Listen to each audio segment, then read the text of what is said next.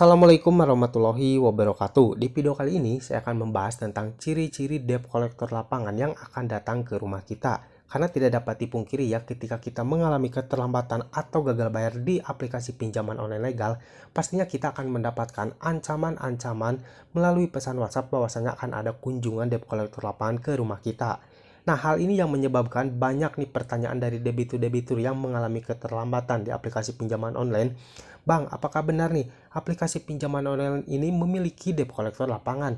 Dan apa saja nih ciri-ciri debt collector lapangan akan datang ke rumah kita? Yang pertama sudah pasti ya, jikalau keterlambatan kita itu sudah di atas 1 bulan. Walaupun dulu itu ya, biasanya keterlambatan di atas 3 bulan baru debt collector lapangan itu akan datang ke rumah kita. Namun semenjak dari pihak aplikasi Kredipo itu menetapkan bahwasannya ada debitur yang mengalami keterlambatan di atas 1 bulan, mereka akan mendatangkan debt collector lapangan. Nah, di sini banyak nih aplikasi-aplikasi pinjaman online legal lainnya yang mengikuti cara dari aplikasi Kredipo ini. Banyak nih aplikasi pinjaman online legal yang mendatangkan debt collector lapangan ketika si debitur tersebut mengalami keterlambatan di atas 1 bulan. Nah, jadi ketika kalian mengalami keterlambatan di waktu 1 hari sampai 30 hari, biasanya kalian akan dipusingkan dengan spam telepon, spam chat melalui WhatsApp, dan juga SMS. Jadi setiap hari kalian akan mendapatkan panggilan-panggilan dengan nomor-nomor yang berbeda ke nomor kalian, dan juga kalian akan mendapatkan pesan-pesan melalui pesan WhatsApp, mau itu ada peringatan ataupun ancaman-ancaman seperti ancaman akan didatangi oleh debt collector lapangan.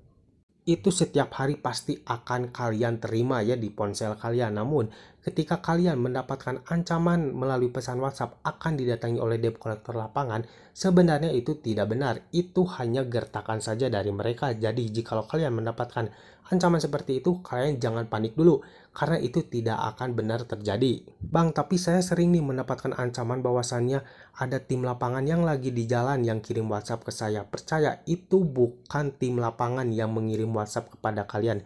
Itu adalah dari DC online atau DC yang tugasnya tuh menagih tagihan kalian melalui pesan WhatsApp ataupun juga telepon, yang mana DC online ini stay-nya tuh di kantor ya, bukan di lapangan. Jadi mereka kayak mengirimkan foto atau mungkin kayak video bahwasannya tim lapangan sedang di jalan ya. Bahwa yang ketahui itu foto, sebenarnya foto dari kirim ulang ya, dari tim-tim lainnya. Biasanya itu suka dijadikan bahan gertakan untuk nasabah yang mengalami kemacetan atau mungkin keterlambatan ya. Jadi mereka akan terus mengirimkan pesan-pesan seperti itu, padahal aslinya mereka tuh hanya duduk manis di kantor. Jadi itu bukan real tim lapangan yang mengirimkan pesan kepada kalian.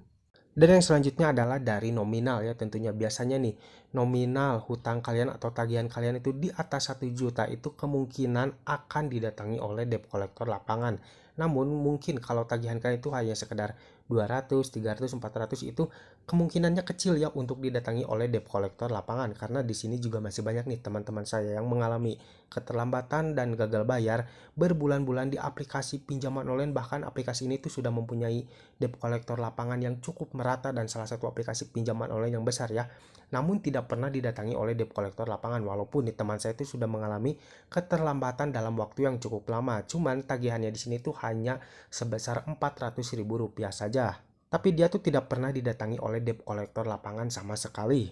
Jadi di sini sudah cukup jelas ya bahwasannya dari nominal tagihan itu sangat berpengaruh ya untuk kunjungan debt collector lapangan. Biasanya kalau dari nilai 1 juta ke atas, biasanya itu akan didatangi oleh debt collector lapangan. Itu pun juga kalau aplikasi pinjaman online tersebut tuh sudah memiliki debt collector lapangan. Kalau aplikasi pinjaman online tersebut belum memiliki debt collector lapangan, ya mungkin kalian terus saja akan mendapatkan ancaman-ancaman tentang kunjungan debt collector lapangan ya. Dan untuk aplikasi pinjaman online yang sering memberikan ancaman-ancaman seperti itu, biasanya aplikasi pinjaman online tersebut tuh tidak mempunyai debt collector lapangan.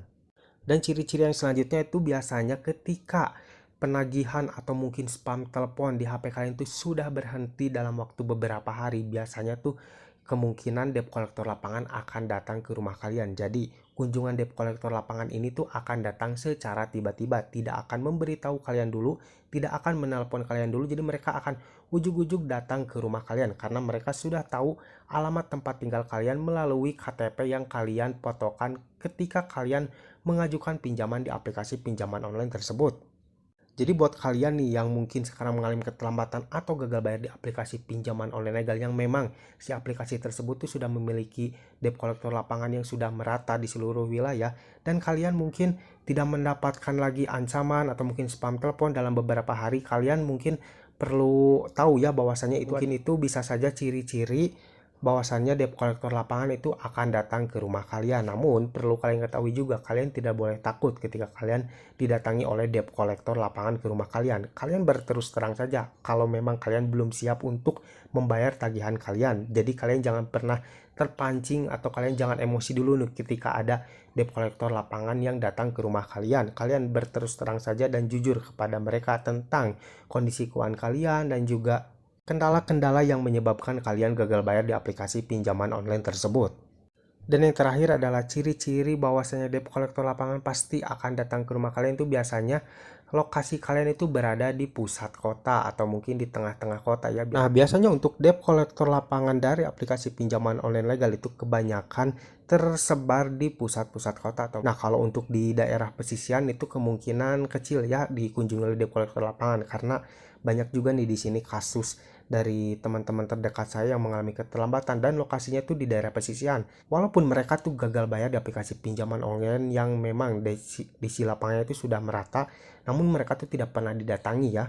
Jadi di sini sudah cukup jelas bahwasanya untuk daerah-daerah yang akan diprioritaskan dan akan dikunjungi itu di daerah pusat-pusat kota. Namun balik lagi ya, sebenarnya tidak ada yang perlu ditakuti ketika kalian dikunjungi oleh debt collector lapangan. Dan sebenarnya resiko terberat ketika kita gagal bayar di aplikasi pinjaman online itu hanyalah masuk ke slik OJK, dan tidak semuanya juga aplikasi pinjaman online legal itu masuk ke slik OJK. Semoga video ini bermanfaat buat kalian. Terima kasih yang udah nonton sampai akhir. Jangan lupa like dan juga share ke teman-teman kalian. Dan tetap dukung channel ini agar semakin berkembang dengan cara klik subscribe di bawah. Sampai jumpa di video selanjutnya. Assalamualaikum warahmatullahi wabarakatuh.